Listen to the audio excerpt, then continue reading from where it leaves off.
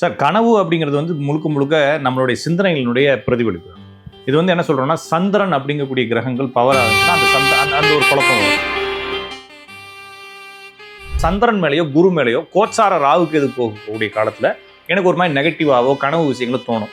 அது எல்லாருக்குமே தோணும். அந்த குரு கலந்து போறப்ப அந்த குறிப்பிட்ட காலங்களில் நெகட்டிவான சில விஷயங்கள் நடக்கவும் செய்யும். என் ஜாதகத்தை பார்க்குறோம், என் ஜாதகத்தில் வந்து எந்த ஒரு கர்ம காரியத்துக்கும் இல்லை. எங்கள் குடும்பத்துலேயும் நிறைய பேருக்கு இல்லை. ஆனால் எனக்கு மட்டும் சந்திரன் மேலேயோ குரு மேலேயோ ராகு அது போயிருக்குன்னா எனக்கு மட்டும் தாட் வந்து குழப்பமா இருக்கும். அப்போ அது வந்து பயத்தை ஏற்படுத்தும். எனக்கும் கனவு வந்துருக்கு, கெட்ட கனவாக வரல.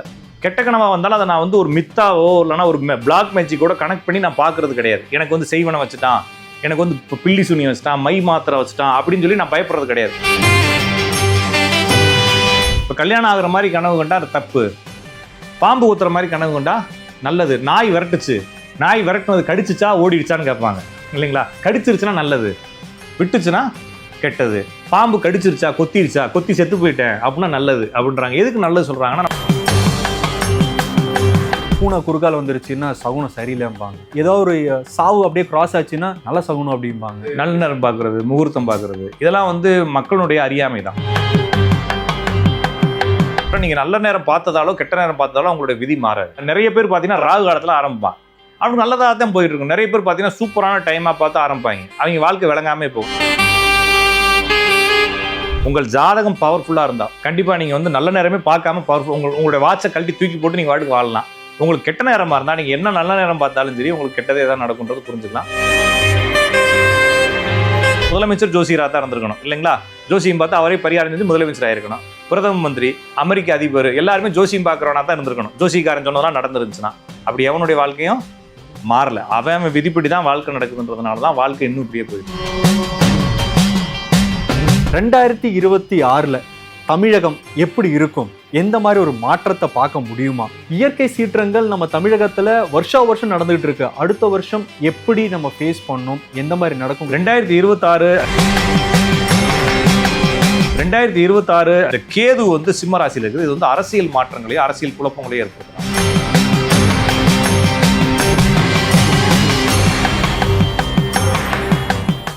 ராஜ் டியூப் ஆலய தரிசனம் நேயர்கள் அனைவருக்கும் வணக்கம். நான் உங்க வெங்கட். இப்பவும் நம்மளோட இணைஞ்சிருப்பது ராஜநாடி ஜோசியர் கே பார்த்திபன் அவர்கள். வணக்கம் ஐயா. வணக்கங்க ஐயா. எனக்கு ஒரு சந்தேகம் இருக்கு. நிறைய பேருக்கு கனவுங்கிற ஒரு விஷயம் இப்ப வந்து நிறைய பேர்கிட்ட ஷேர் பண்ணும்போது அந்த எக்ஸைட்மெண்ட் நம்ம ஃபேஸ்ல தெரியும். பட் அது நம்ம நம்பின மாதிரியே அந்த கனவை வந்து எக்ஸ்பிளைன் பண்ணுவோம். ஆனா நிறைய பேருடைய கனவுல அவங்களோட இறந்தவங்க வந்திருப்பாங்க, நிறைய பேர் கல்யாணம் பண்ண மாதிரி வந்திருக்கும், நிறைய பேர் டிராவல் பண்ற மாதிரி வந்திருக்கும், நிறைய பேர் ஃப்ரெண்ட்ஸோட வேற ஒரு இடத்துல இருக்கிற மாதிரி கனவு வந்திருக்கும். பட் இந்த கனவு ஆக்சுவலி எதை பேஸ் பண்ணியிருக்கும், எதை மீன் பண்ணியிருக்கும்? சார் கனவு அப்படிங்கிறது வந்து முழுக்க முழுக்க நம்மளுடைய சிந்தனைகளினுடைய பிரதிபலிப்பு தான். இது வந்து என்ன சொல்றோம்னா சந்திரன் அப்படிங்கக்கூடிய கிரகங்கள் பவராக இருந்துச்சுன்னா அந்த ஒரு குழப்பம் வரும். அப்போ எனக்கும் கனவு வந்திருக்கு, உங்களுக்கும் கனவு வந்திருக்கு. அப்போ எல்லாருமே குழப்பவாதின்னு சொல்ல முடியாது. ஆனால் குறிப்பிட்ட காலத்தில் வரதுக்கு காரணம் சந்திரன் மேலேயோ குரு மேலேயோ கோச்சார ராகுக்கு எது போகக்கூடிய காலத்தில் எனக்கு ஒரு மாதிரி நெகட்டிவாவோ கனவு விஷயங்களும் தோணும். அது எல்லாருக்குமே தோணும். அந்த குரு கலந்து போகிறப்ப அந்த குறிப்பிட்ட காலங்களில் நெகட்டிவான சில விஷயங்கள் நடக்கவும் செய்யும். அப்போ குரு இருக்கக்கூடிய ராசியில் கோச்சாரத்தில் இருக்கக்கூடிய ராகுவோ கேதுவோ கடக்கும் பொழுது வீட்டில் ஒரு துர்சம்பவம் நடக்கும். அந்த துர்சம்பவம் நடக்கிறதுக்கு பதிலாக சில துர்சம்பவங்கள் பற்றிய பயத்தையும் கூட ஏற்படுத்தும். அப்போ என் ஜாதகத்தை பார்க்குறோம், என் ஜாதகத்தில் வந்து எந்த ஒரு கர்ம காரியத்துக்கும் இல்லை. எங்கள் குடும்பத்துலேயும் நிறைய பேருக்கு இல்லை. ஆனால் எனக்கு மட்டும் சந்திரன் மேலேயோ குரு மேலேயோ ராகு அது போயிருக்குன்னா எனக்கு மட்டும் தாட் வந்து குழப்பமா இருக்கும். அப்போ அது வந்து பயத்தை ஏற்படுத்தும் அப்படின்னு புரிஞ்சுக்கலாம். அப்போ அந்த கனவு, அந்த பயம் எல்லாமே என்னுடைய ஜாதகத்தில் வரக்கூடிய கோச்சார நிலைகள், அப்போ கிரக நிலைகள், பயிற்சின்னு சொல்கிறாங்கல்ல, சனி பயிற்சி, குரு பயிற்சி, இந்த பயிற்சிகளால் வரக்கூடிய எனது ஜாதகத்தில் ஆல்ரெடி சந்திரன் வீக்காக இருக்கும், அந்த இடத்துக்கு வருது. இப்போ எல்லாருக்கும் கனவு வருது, ஆனால் எல்லாருக்கும் பயம் வரதில்லை. இப்போ எனக்கும் கனவு வந்துருக்கு, கெட்ட கனவாக வரல. கெட்ட கனவாக வந்தாலும் அதை நான் வந்து ஒரு மித்தாவோ இல்லைனா ஒரு பிளாக் மேஜிக்கோட கனெக்ட் பண்ணி நான் பார்க்கறது கிடையாது. எனக்கு வந்து செய்வனை வச்சுட்டான், எனக்கு வந்து இப்போ பில்லி சுனி வச்சுட்டான், மை மாத்திரை வச்சுட்டான் அப்படின்னு சொல்லி நான் பயப்படுறது கிடையாது. எனக்கு ஒரு கனவு ஒரு மாதிரி டிஃப்ரெண்ட்டாக வந்துச்சு, எழுந்து போய் தண்ணி குடிச்சிட்டு வந்து படுத்துட்டேன் அப்படின்னு எல்லாரும் சொல்லுவாங்க. ஆனால் அது பெருசாக ஒரே ஒரு ஆள் மட்டும் என்ன செய்வாங்க, ஒரு 100ல் ஒரு ஆள் மட்டும் எனக்கு வந்து கனவு வந்துச்சு, அது ஏற்கனவே வந்துச்சு, அது சம்மந்தமாக நான் இப்போ இது பண்ண போகிறேன்ற மாதிரி ஒரு குழப்பத்தில். இதுக்கு வந்து காரணம் அவங்க ஜாதத்திலே குரு ராகு ஒன்றா இருக்கும், சந்திரனுக்கு எது சந்திரன் ராகு ஒன்றா இருக்கும். அவங்க ஆல்ரெடி குழப்பவாதியாக இருப்பாங்க. அவங்களுக்கு கோச்சாரத்தில் போகும்போது இன்னும் கொஞ்சம் வீக்னஸ் கொடுக்கும். உங்களுக்கும் எனக்கோ அந்த மாதிரி அமைப்பு இல்லாத போது அந்த கோச்சார கிரகங்கள் வந்தாலும் அந்த பயத்தை ஏற்படுத்தலாம். அந்த மாதிரி கெட்ட விஷயங்களோ நல்ல விஷயங்களோ நடக்கிற மாதிரி தோணலாம். ஆனால் வந்து அது எனக்கு பெரிய பாதிப்பை ஏற்படுத்தாது. இது ஒரு பக்கம். அதுக்கப்புறமா வந்து கெட்ட கனவுகள், இப்போ கல்யாணம் ஆகுற மாதிரி கனவு கண்டா அது தப்பு. பாம்பு ஊத்துற மாதிரி கனவு கண்டா நல்லது. நாய் விரட்டுச்சு, நாய் விரட்டுனது கடிச்சிச்சா ஓடிடுச்சான்னு கேட்பாங்க இல்லைங்களா? கடிச்சிருச்சுன்னா நல்லது, விட்டுச்சுன்னா கெட்டது. பாம்பு கடிச்சிருச்சா, கொத்திருச்சா, கொத்தி செத்து போயிட்டேன் அப்படின்னா நல்லது அப்படின்றாங்க. எதுக்கு நல்லது சொல்றாங்கன்னா, நம்ம மைண்ட் வந்து எப்பயுமே ஏதாச்சும் ஒரு பயத்தோடய வாழுதுங்க. இப்போ உங்களுக்கும் பயம் இருக்குது வாழ்க்கையில், எனக்கும் பயம் இருக்குது, உங்களுக்கும் பயம் இருக்குது, எனக்கும் பயம் இருக்குது. இது என்னன்னா, நாளைக்கு இந்த வாழ்க்கையை எப்படி ஃபேஸ் பண்ண போகிறோம், சரிங்களா? அப்போ இந்த பயம் எப்போ சரியாகும்? இப்போ நீங்கள் வந்து உதாரணத்துக்கு நீங்கள் ஒரு ஒரு ஒரு ஒரு ஏரியாக்குள்ளே போகிறீங்க. அந்த ஏரியாக்குள்ளே போகிறப்ப அந்த ஏரியா வந்து கொஞ்சம் டிஸ்டர்பான ஏரியான்னு சொல்கிறாங்க. அது பயமாக இருக்குது. ஒரு தடவை போயிட்டீங்கன்னா என்ன பண்ணுவீங்க? அடுத்து கேஷுவல் ஆயிருங்களா? அப்போ என்ன செய்கிறாங்கன்னா, உங்களுக்குள்ள கெட்டது எப்பயுமே நம்ம வந்து ப்ரிப்பரேஷன் ஆகிட்டே இருக்கிறோம். நம்ம ஒரு கெட்டதை ஃபேஸ் பண்ணிட்டோம்னா அடுத்து அந்த கெட்டதை நம்ம ஈஸியாக ஃபேஸ் பண்ணுவோம். நல்லதை ஃபேஸ் பண்ணிட்டோம்னா நம்மளுக்கு அடுத்து அந்த நல்லதை தக்க வைக்கிறதுக்கு பயம் வரும். அதனால தான் கனவுகளில் பாம்பு கொத்திருச்சு, அடிபட்டுட்டேன், ஆக்சிடென்ட் ஆகிட்டேன், எவனோ ஒன்று அடிச்சு போட்டாங்கன்னா அந்த கெட்டதை அனுபவிச்சு மைண்டு அடுத்து அந்த கெட்டது நடந்தால் ப்ரிப்பரேஷன் ஆயிடுச்சு. அப்போ வந்து ஒரு பயத்தை கடந்துருச்சு மைண்டு. ஆனால் நல்லது நடந்துச்சுன்னா பயம் இனிமேல் தான் ஆரம்பிக்கும் புதுசாக. அதனால தான் என்ன செய்வாங்கன்னா, கெட்ட கனவுகள் வரும்பொழுது அது நல்ல சகுனம்னு சொல்கிறாங்க. நம்ம வாழ்க்கையில் அடுத்த கட்டத்துக்கு ஜம்ப் ஆகிட்டோம். ரொம்ப நாள் வந்து என்ன ஆகும் அப்படின்னா, நம்ம வந்து ஒரு தொழில் ஆரம்பிப்போம். இந்த தொழிலுக்கு மூடிட்டா என்ன பண்ணுறது, லாஸ் ஆனால் என்ன பண்ணுறது, போலீஸ் அரெஸ்ட் பண்ண என்ன, இந்த மாதிரி குழப்பம் வந்துட்டே இருக்கும். நைட்டு தூங்குவான், ஆப்போசிட்லேருந்து வந்து ரூமுக்குள்ளே ஏதாச்சும் பொருளை வச்சிருவாங்க, போலீஸ் வந்து அவனை அரெஸ்ட் பண்ணி கூட்டு போய் ஜெயிலில் போட்டுரும். அப்போ என்ன ஆயிடுச்சுன்னா அவனுக்கு பயம் போயிடுச்சு. அடுத்த நாள் இருந்து அவனோட மைண்ட் சேஞ்ச் ஆகும். மைண்ட் அடுத்த ஸ்டேஜுக்கு ஆட்டிடியூட் மைண்ட் ஃபிக்ஸ் ஆயிடும். அதுக்காக தான் இந்த கெட்ட கனவுகள் நல்லதுன்னு சொல்கிறாங்க. பொதுவாக கனவுகளுக்கு காரணம் சந்திரன் ராகு, குரு ராகு, சந்திரன் கேது, குரு கேது தான். இது கோச்சாரத்தில் வரும்பொழுது நடக்கும். ஜாதகத்தில் இணைவு இருந்தால் இதுன்னு கொஞ்சம் வீக்காக பெருசாக பிரச்சனையாக நடக்கும். அவ்வளோதானே தவிர அது பெருசாக போட்டு குழப்பிக்கிட்டாரு. இப்போ நம்ம ஒரு விஷயம் பண்ணுறோம், வீட்டிலேருந்து கிளம்பி ஆஃபீஸ்க்கே போகிறோம், ஒரு நல்ல காரியம் பொண்ணு பார்க்க போகிறோம், பூனை குறுக்கால் வந்துருச்சுன்னா சகுனம் சரியில்லைம்பாங்க. ஆனால் ஏதோ ஒரு சாவு அப்படியே கிராஸ் ஆச்சுன்னா நல்ல சகுனம் அப்படிம்பாங்க. பட் இதில் எதுதான் சரி? நல்ல நேரம் பார்க்குறது, முகூர்த்தம் பார்க்குறது, இதெல்லாம் வந்து மக்களுடைய அறியாமை தான். இப்போ நானும் குமாருன்றவரும் ஓடுறோம், குமார் ஜெயிச்சிருவாருன்னு விதி இருந்துச்சுன்னா நான் நல்ல நேரம் பார்த்து ஒரு நாளும் தோக்கத்தான் போகிறேன். என்னுடைய விதிப்படி தான் எல்லாம் நடக்குது. இந்த முகூர்த்த கணிதம் அப்படிங்கிறது ஜோசியத்தில் இருக்குது. ஆனால் முகூர்த்த கணிதம் என்பது ஜோசியத்தில் தனி மனிதனுக்கானது கிடையாது. இது என்னவா பண்ணாங்க அப்படின்னா, பொதுமக்களுக்கானது. இப்போ அரசர் ஒரு முடிவு எடுக்கிறாரு, கோயில் ஒரு முடிவு எடுக்கிறாங்க, பொது காரியங்கள் செய்கிறாங்கன்றது அதுக்கு தான் முகூர்த்தம் பார்க்கணும். ஏன்னா அது வந்து யாரையும் சாராத ஒரு முடிவு. இப்போ திடீர்னு வந்து ஒரு இப்போ எஸ்ஐஆர் படிவம் வாங்குறாங்க. எஸ்ஐஆர் படிவங்கிறது உங்களுடைய ஜாதகமோ என்னுடைய ஜாதகமோ இல்லை. இது வந்து பொது காரியம். இந்த பொது காரியத்தை எப்போ ஆரம்பிக்கலாம்னு சொல்லிட்டு ஒரு மித்தாலஜி, அவர் நம்பிக்கை இருக்கிறவங்க செய்யலாம்.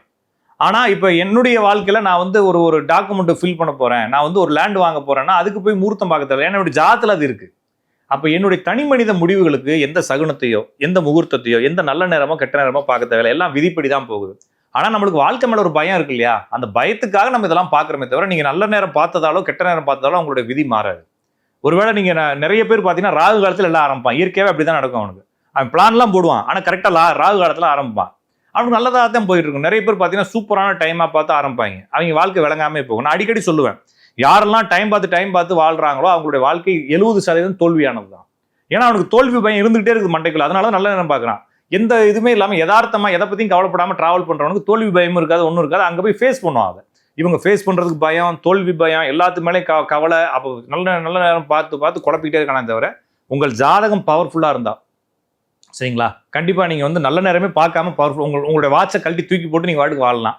உங்களுக்கு கெட்ட நேரமாக இருந்தால் நீங்கள் என்ன நல்ல நேரம் பார்த்தாலும் சரி உங்களுக்கு கெட்டதே தான் நடக்குன்றது புரிஞ்சுக்கலாம். ஏன்னா இந்த நல்ல நேரம் பார்க்கறது கெட்ட நேரம் பார்க்கறதுலாம் சடங்குகள் சார்ந்தது, மக்களுடைய ஆரம்ப காலத்தினுடைய பயத்தை சார்ந்தது. என்னுடைய சமூகம் எனக்கு பயத்தை கொடுத்துருக்கு இல்லைங்களா? என்னுடைய பாட்டி எனக்கு பயம் கொடுத்துருக்குறாங்க. நான் திடீர்னு வெளியே போகிறப்ப பைக்கை வெளியே எடுக்கிறேன், பைக்கு டோரில் டமால்னு இடிச்சிருது. உடனே எங்கள் பாட்டி வந்து என்ன சொல்கிறாங்க, வண்டியை நிறுத்து, வந்து உட்காந்துட்டு போ, தண்ணி குடிச்சிட்டு போங்கிறாங்க. இது வந்து எங்கள் பாட்டி சொல்லி கொடுத்த பயம். இது வந்து சமூக பயம். இந்த பயம் வரும்பொழுது இந்த பயத்தை நான் எதிர்கொள்வதற்கோ இல்லை இந்த பயத்தை டாமினேட் பண்ணி வெளியே போகிறதுக்கோ வேறு ஏதாச்சும் ரூட் இருக்கான்னு தெரியும்போது நல்ல நேரம் ஒரு ரூட் இருக்குது. அப்போ நான் வந்து கிழக்கில் போ, வெள்ளம் சாப்பிட்டு போ, தயிர் சாப்பிட்டு போ அப்படின்னு சொல்லி எதையாச்சும் சொன்ன நான் வந்து செஞ்சுட்டு நான் அந்த காரியத்துக்கு போகிறேன்.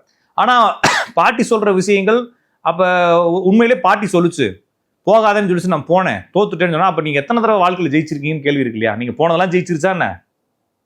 எல்லாரும் போனதெல்லாம் ஜெயிச்சிருந்தா என்ன ஆயிருக்கும் இல்லைங்களா? யாரும் 100 தடவை போனோம்னா 99 தடவை தோத்துடுறோம், ஒரே ஒரு தடவை தான் ஜெயிக்கிறோம். நம்ம 99 தடவை தோத்ததுனால பாட்டி சொன்னது உண்மையோன்னு நம்மளுக்கு தோணுது. அதனால வந்து சகுனங்கள் என்பது நம்மளுடைய சமூக நம்பிக்கை, மண்டைக்குள்ள இருக்கக்கூடிய சமூக பிரச்சனைகள். இதை நம்பவே தேவையில்லை. ஜோசியத்து மேலே நான் திருப்பி சொல்றது தான், கடவுள் மேலேயே ஜோசியத்து மேலே நம்பிக்கிறவனுக்கு அப்போ இவர் நம்ம காலம்ன்ற புத்தகத்தை எழுதினவர் சரிங்களா, ஸ்டீஃபன் ஹாக்கின்ஸுங்கிறவர் என்ன சொல்றாருன்னா, உங்களுக்கு காலத்தின் மீது நம்பிக்கை வந்து விட்டால் நாளைக்கு என்ன நடக்கும்னு தெரிஞ்சு போயிருது இல்லையா? என்ன நடக்க போகுதுன்னு தெரிஞ்சவனும் கூட ரோட்டில் இறங்கினா என்ன செய்வான்? ரோட்டில் என்ன இறங்குறப்ப என்ன செய்யணும், கிராஸ் பண்ணுறப்ப என்ன செய்வீங்க, பார்த்து தான் கிராஸ் பண்ணும். உங்களுக்கு தான் நாளைக்கு என்ன நடக்கும்னு தெரியல, அப்புறம் பார்க்குறீங்க. அப்போ என்னன்னா இயற்கையினுடைய உந்துதல் அது அன்னிச்சை செயலாக மாறிடுது இல்லைங்களா. அன்னிச்சை செயல் இந்த பக்கம் பாரு இந்த பக்கம் பாரு, அப்புறமா போனால் அன்னிச்சை செயல் மாதிரி எனக்கு தெரிஞ்சிருந்தாலும் கூட ரோட்டில் எவனுமே வராட்டினா கூட நீங்கள் வெறும் ரோட்டில் கூட பாலைவனத்தில் கூட போய் கிராஸ் பண்ணி பாருங்க, உங்கள் மண்டை என்ன செய்யணும், 2 பக்கம் பார்க்க வைக்கும். அது அன்னிச்சை செயல். இது மாதிரி அன்னிச்சை செயல் போல இந்த சகுனங்கள் நல்ல நேரங்கள் பார்க்கறது மக்களுக்குள்ள பழகிருச்சே தவிர இது பார்ப்பதாலோ பார்க்காமல் விடுவதாலோ எந்த ஒரு மாற்றமும் வரப்போறது. நீங்க சொன்னதுல இருந்தே எனக்கு ஒரு தாட்டே வந்துச்சு. இப்போ நிறைய பேர் எக்ஸ்பிளைன் பண்ணியிருப்பாங்க, நீங்க அந்த கலர் ஷர்ட் போட்டு போயிருந்தீங்கன்னா இன்டர்வியூ சக்ஸஸ் ஆயிருக்கும், இல்லை இந்த கலர் ஷர்ட் போட்டுட்டு பொண்ணு பார்க்க போகும்போது கன்ஃபார்ம் ஆயிருக்கும்பாங்க. இது உண்மையா இல்லை நம்பலாமா இல்லையா? இல்லை அப்படித்தான். நான் வந்து ஒரு ஒரு ஒரு லேடி ஒருத்தவங்க அவங்க ஜாதகத்தை அவங்க வீட்டுக்காரர் என்ன கொடுக்குறப்ப நான் என்ன சொல்கிறேன்னா, இந்த ஜாதகருக்கு வந்து உடம்பு சரியில்லாமல் போகிறதுக்கு வாய்ப்பு இருக்குது, உடம்பு வீக்காக இருக்குது, இந்த வரக்கூடிய ஒரு வருஷம் கேர்ஃபுல்லாக இருக்குன்னு சொல்கிறேன்.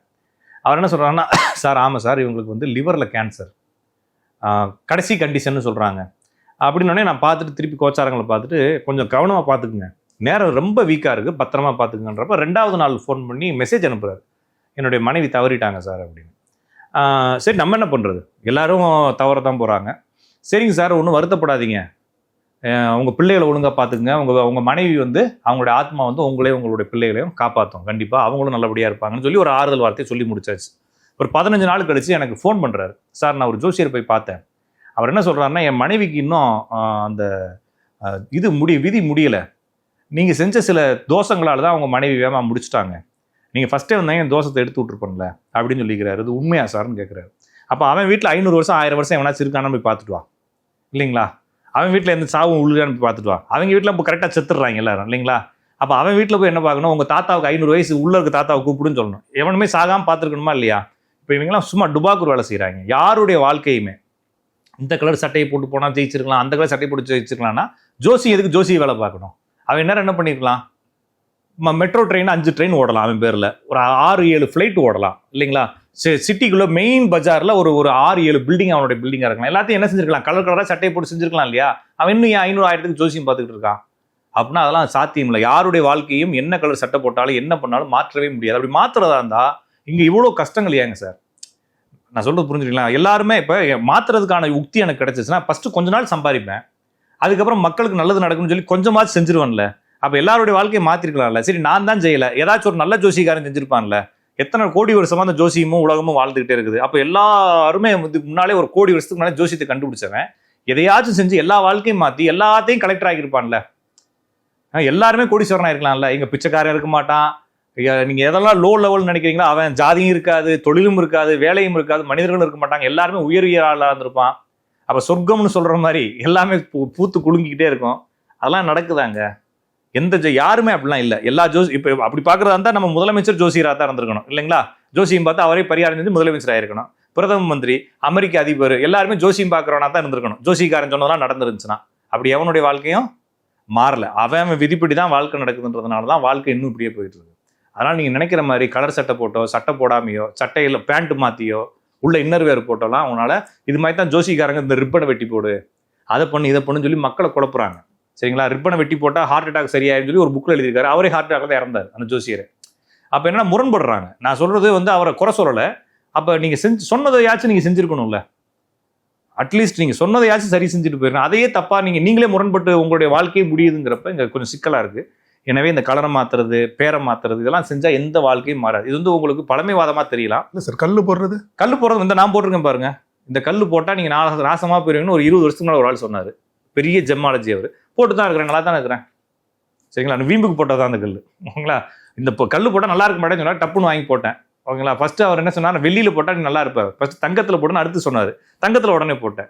இது நல்லா தானே இருக்கிறேன். அதனால வந்து எதை போட்டாலும் வாழ்க்கை மாறாது. இந்த கல் அழகா இருக்குன்னு வேணா போடுங்க. ஏன்னா முகலாயர்கள் நம்ம ஊருக்கு வரும்போது அதுக்கு முன்னால் கல் இருந்தாலும் முகலாயர்கள் அதிகமாக எடுத்துகிட்டு வந்தாங்க அந்த கல்லை வெளிநாடுகள்ல இருந்து. அப்போ மக்கள் வந்து இதை அழகுக்காக தான் ஃபர்ஸ்ட் பயன்படுத்தினாங்க.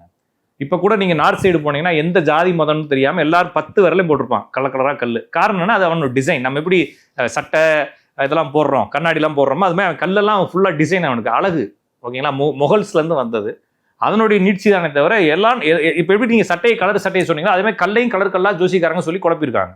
எதுவுமே மாறாது. உங்களுடைய லைஃப்பில் எந்த ஒரு சின்ன இம்மி அளவு மாற்றத்தை கூட உங்களுடைய சுய முயற்சியால் அல்லது விதியின் அடிப்படையில் தான் மாற்ற முடியுமே தவிர நீங்க அதுக்கு முரண்பட்டு ஏதோ ஒரு செஞ்சு மாறலாம், மாறாது அப்படின்னு புரிஞ்சுக்கலாம். ஓகேங்க ஐயா, இன்னொரு முக்கியமான கேள்வி, இது மக்கள் சார்பாக என்னுடைய மைண்ட்ல எழுந்த கேள்வியாக இருக்கலாம். 2026ல தமிழகம் எப்படி இருக்கும், எந்த மாதிரி ஒரு மாற்றத்தை பார்க்க முடியுமா? அது மட்டும் இல்லாம இயற்கை சீற்றங்கள் நம்ம தமிழகத்துல வருஷம் நடந்துகிட்டு இருக்கு, அடுத்த வருஷம் எப்படி நம்ம ஃபேஸ் பண்ணணும், எந்த மாதிரி நடக்குங்கிற விஷயத்தை எக்ஸ்பிளைன் பண்ண முடியுமா? 2026 எந்த வருஷமா இருந்தாலும் இந்த ராகுக்கு இது பயிற்சி வச்சு தான் சார் முடிவு சொல்லணும். ராகு வந்து இப்போ கும்பராசியில் இருக்கு, சனி மீனத்துல இருந்து வக்ரமாகுது. அப்போ கும்பராசி பாதிக்கப்படுது. அப்போ கும்பராசி என்பது கூட்டமான மக்கள்னு அர்த்தம், சரிங்களா? அப்போ கூட்டமான மக்கள் எங்கே சேர்றாங்களோ அங்கெல்லாம் கொஞ்சம் பாதிப்பு இருக்கும். அதே மாதிரி கூட்டமாக எங்கே வேலை பார்க்குறாங்களோ அங்கெல்லாம் வேலை இழப்பு ஏற்படும். அப்போ கூட்டமான எங்கன்னா ஆட்டோமொபைல் இண்டஸ்ட்ரீஸ், அதுக்கப்புறம் ஐடி இண்டஸ்ட்ரீஸில் வேலை இழப்புகள் ஏற்படலாம். கூட்டமாக இருக்கக்கூடிய பகுதிகளில் கொஞ்சம் ஏதாச்சும் ஒரு இழப்புகள் இல்லைனா ஏதாச்சும் ஒரு ஆபத்துகள் ஏற்படலாம். அதனால் கூட்டமாக சேரக்கூடாது, அவ்வளோதான். அதுக்கப்புறமா வந்து இந்த கும்பம் என்பது மறைபொருள்கள் கண்டுபிடிக்கிறது. அப்போ புதிய கண்டுபிடிப்புகள் ஏற்படலாம், மருத்துவம் சார்ந்த கண்டுபிடிப்புகள் ஏற்படலாம், புதிய தொழில்நுட்பங்கள் இல்லைனா புதிய தொழில் வாய்ப்புகளை ஏற்படுத்தலாம். அடுத்து மீனராசியில் சனி இருக்கிறதுனால வக்ரமானால புதிய தொழில் வாய்ப்புகள், குறிப்பாக பொருளாதாரம் சார்ந்த தொழில் வாய்ப்புகள் ஏற்படலாம். பொருளாதாரம் மாற்றங்கள், அதாவது பணம் பரிவர்த்தனை செய்கிறோம் இல்லைங்களா, இதில் வந்து பொருளாதாரம் சார்ந்த புதிய கண்டுபிடிப்புகளோ புதிய உக்திகளோ கையாளப்படலாம் அப்படின்றது பார்க்கலாமே தவிர இதில் வந்து வேற ஒரு பெருசாக தொந்தரவுகள் கிடையாது. இந்த டிசம்பர் மாதம் ஏதாச்சும் இழப்புகள் வருது அப்படிங்கிறது வருஷம் வருது, பருவகாலம். நம்ம போகிற வாக்கியா காவா போகிற இடத்துல போனால் வீட்டை கட்டி வச்சிட்டோம்னா நம்ம ஜோசிக்காரனை பார்த்துட்டு உட்காந்துருக்கிறதுக்கு அது வருஷம் நீங்கள் காவா அடைக்க வெள்ளம் வந்துட்டு தான் இருக்கும். அப்போ டிசம்பர் மாதம் மழைக்காலம், அந்த டயத்தில் வந்து கடல் பொங்கும், நம்மளுடைய மழை இதெல்லாம் இருக்கும். அது கொஞ்சம் பத்திரமா நீங்கள் வீடு கட்டுறவங்க இருந்துக்கிட்டுமே தவிர அதை போட்டு ரொம்ப குழப்ப தேவையில்லை. இந்த கேது வந்து சிம்ம ராசியில் இருக்குது, இது வந்து அரசியல் மாற்றங்களையும் அரசியல் குழப்பங்களையும் ஏற்படுத்தலாம். இதுதானே பார்க்க வேண்டியதுக்கே தவிர மற்றபடி பெருசாலாம் ஒன்றும் இந்த இடத்துல பெரிய தொந்தரவுகள் ஏற்படாது. கொஞ்சம் பண பொருளாதார விஷயத்திலையும் பணத்தை ஸ்கேம் பண்ணுறாங்க இல்லைங்களா, அதுலேயும் கொஞ்சம் மாற்றங்களையும் கொஞ்சம் பாதுகாப்பு விஷயங்களையும் அரசு உறுதிப்படுத்தலாம் அப்படிங்கிறத பார்க்கலாம். எல்லாருமே ஜாதகம் பார்க்கறது லைஃப்ல சக்ஸஸ்ஃபுல்லாக இருக்கணும், உள்ள கோடீஸ்வரனா இருக்கணும் அப்படி ஒரு எண்ணத்துல தான் பார்க்குறாங்க. அதுதான் சைக்காலஜிக்கல் ஃபேக்டும் கூட. பட் 2026ல எந்த விதமான ஜாதகக்காரர்கள் வெற்றிகரமா இருப்பாங்க, கோடீஸ்வரங்களா இருப்பாங்கன்னு நீங்க சொல்ல முடியுமா? அப்படி எந்த ஜாதத்தையும் சொல்ல முடியாதுங்க. இப்போ என்னன்னா, இப்போ ஒரு ஜாதகத்துல கோடீஸ்வரன் ஆகிறதுக்கு வாய்ப்பு இருக்கணும். இன்னொரு விஷயம், 0 அப்படிங்கிறது பிறப்புல இருந்து ஆரம்பிக்குது, சரிங்களா? இப்போ நானும் எங்க ஊர்ல அதே டயத்துல பிறந்துருக்கிறேன், எங்க பக்கத்து தெருவில் அதே டயத்துல இன்னொருத்தனும் பிறந்துக்கிறான். அவனும் நானும் ஒரே ஜாதகம் தான், ஆனா 2 பேரும் வேற வேற ஸ்டேட்டஸ். எங்க அப்பா வந்து நான் பிறக்கிறப்ப கோடீஸ்வரனா இருந்தார், அவன் பிறக்கிறப்ப அவங்க அப்பா ஆட்டோ ஓட்டிட்டு இருந்தார். அப்போ அவன் ஆட்டோவில் கொஞ்சம் கார் வாங்கி ஓட்டுவான், நான் எங்கள் அப்பா செஞ்சாலும் இன்னும் கொஞ்சம் மேம்பட்டு செய்வேன். அப்போ 0 அப்படிங்கிறது நான் எந்த இடத்துல பிறந்திருக்கணும் அதுலேருந்து ஆரம்பிக்குது. அப்போ நான் எந்த சூழலில் பிறந்திருக்கேன், அதனால தான் கால தேச வர்த்தமான சுருதி யுக்தி பேதம் தான் வந்து ஜோசியம் சொல்கிறாங்க. எல்லாத்தையும் அனுசரித்து தான் சொல்லணும். இப்போ உதயநிதி ஸ்டாலின் இருக்கார் இல்லையா, அவர் பிறந்த டயத்திலே வந்து 736 பேர் சென்னையிலே பிறந்திருக்கிறான். அதே டயத்திலேயே 736 துணை முதலமைச்சரை போட முடியாது இல்லைங்களா? அவர் வந்து ஸ்டாலினுடைய பிள்ளை ஒரே ஒரு ஆள் தான் இல்லைங்களா? அது மாதிரி நம்மளுடைய ஜாதகம் அதோட சேர்த்து நம்மளுடைய மரபுகளும் சேர்ந்து வருது. இப்போ மரபுகள் அடிப்படையில் நம்ம பார்க்க வேண்டியது இருக்கு. ஒரு ஜாதகத்துல எந்த ஒரு மாற்றமும் இல்லை, அதாவது வக்ரம் பரிவர்த்தனை விளிம்பு எதுவுமே இல்லை, நார்மலா இருக்க ஒரு ஜாதகம்னா உங்க அப்பா எப்படி உங்களை பெற்றாரோ அதே மாதிரி வாழ்வீங்க. உங்க அப்பா என்ன ஸ்டேட்டஸ்லாம் அதே வாழ்வீங்க. உங்க ஜாதகத்துல வக்ரம், ஏதாச்சும் ஒரு கிரகம் வக்ரம், ஏதாச்சும் ஒரு கிரகம் பரிவர்த்தனை, ஏதாச்சும் ஒரு கிரகம் சந்தில இருக்குது, ஒன்றுக்கும் மேற்பட்ட 2க்கும் மேற்பட்ட கிரகங்கள் வக்ரம் பரிவர்த்தனை சந்தில இருந்துச்சுன்னா உங்க அப்பா உங்களை இது பண்ண பிறந்ததுல இருந்து, உங்க அப்பாட்டுக்கு பிறந்ததுல இருந்து அவருடைய ஸ்டேட்டஸ்ல இருந்து ஒரு 3-4 படி மேல போவீங்க. அப்ப நீங்க என்ன ஸ்டேட்டஸ்ல பிறந்திருக்கீங்கன்றதை நீங்க தான் முடிவு பண்ணிக்கணும்.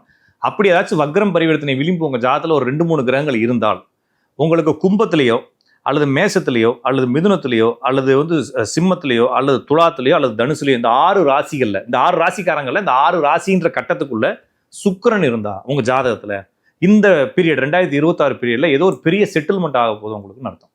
அதே அந்த 6 கட்டத்துல புதன் இருந்தால் ஏதோ ஒரு லேண்டு சம்பந்தமான செட்டில்மெண்ட்னு அர்த்தம். அதே 6 கட்டத்துல சனி இருந்தால், சனி வக்ரமாக இருந்தாலோ சனி பரிவர்த்தனையாக இருந்தாலோ ஏதோ பூர்வீக சம்பந்தப்பட்ட சொத்து ரொம்ப நாள் இழுத்துக்கிட்டு கூடிய கேஸ் விஷயங்கள் முடிய போகுதுன்னு அர்த்தம். இப்போ இவங்க மட்டும் இதை புரிஞ்சுக்கலாம். மற்ற நான் சொல்றத நான் கொஞ்சம் வேகமாக சொல்லிட்டேன். இந்த வீடியோவை ரீவைண்ட் பண்ணி ஒரு 2 தடவை போட்டு பார்த்தாங்கன்னா உங்களுக்கு புரிஞ்சிடும். ஓகேங்களா? சப்ஜெக்ட் இவ்வளோ தான். அப்போ வந்து ஜாதகத்துல நான் எப்படிப்பட்டவன்னு தெரியணும், என்னுடைய ஜாதகத்துல வக்ரம் பரிவர்த்தனை தெரியணும், இதெல்லாம் தெரிஞ்சா கண்டுபிடிச்சிடலாம் அப்படின்னு சொன்னோம். ஓகேங்க ஐயா, இவ்வளோ நேரம் டைம் ஒதுக்கி நம்ம சேனல் நேர்களுக்கும் தமிழக மக்களுக்கும் இருக்கிற டவுட் எல்லாத்தையுமே ஜாதக பேஸ் பண்ண விஷயத்தை எக்ஸ்பிளைன் பண்ணதுக்கு மிக்க நன்றி. இன்னும் தொடர்ந்து நம்ம நிறைய இன்டர்வியூஸ்ல உங்களை மீட் பண்ணலாம். மிக்க நன்றி ஐயா. நேர்களுக்கும் நன்றி, வணக்கம். நேர்களே, கண்டிப்பா இந்த ஜாதகம், இந்த ராசி பலன் எந்த அளவுக்கு உதவிகரமா இருக்குங்கிற விஷயம் இந்த இன்டர்வியூ மூலமா தெரிஞ்சிருப்பீங்க. மீண்டும் ஒரு நல்ல இன்டர்வியூல உங்களை நான் மீட் பண்றேன். Until then, it's me Venkat signing off. Take care and stay tuned.